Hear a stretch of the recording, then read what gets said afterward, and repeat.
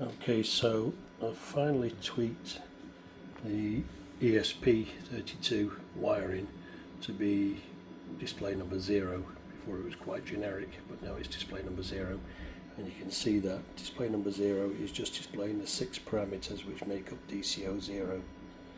And if I scroll through the displays, through the programs I should say, program 3, you can see that number 3 is highlighted, etc. So now it's gone, all of them have gone off because I've gone to program 7, which would make it the next display if I had one in, and I don't at the moment, might have later. So you can see that's all running nicely. If I scroll down, and if I go into edit mode, and I'm currently editing program 1, 16, 8, 4 foot. If I edit parameter 2, that will be off, on, or both.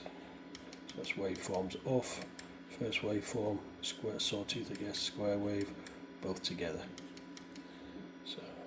So that's working as it should.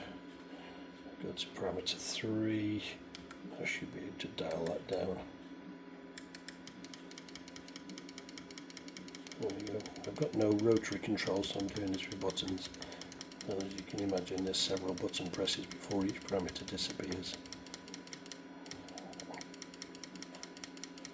to get it to 0. I don't know why they didn't auto repeat the buttons, but they didn't. There we go. Going up. Obviously it'll be much quicker if I use the pots. That's not currently wired up in this system. There you go, so it does actually work.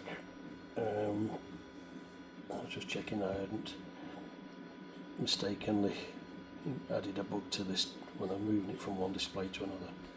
But as you can see, it's fine. So it might need some tweaking. Obviously I haven't got an AX80 to test, but I think if I had one I could put this display in and move everything around so it fitted within the lines of that are on the screens of the AX80. It'd be quite nice.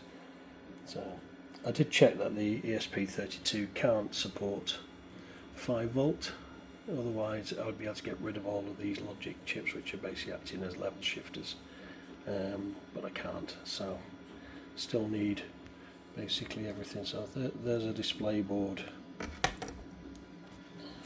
that I made, and you can see I've got the decoder chips, which are the big LS154s, the row of level shifters, row of address grabbers, and the actual 5 ESP32s which then talk to the displays, etc.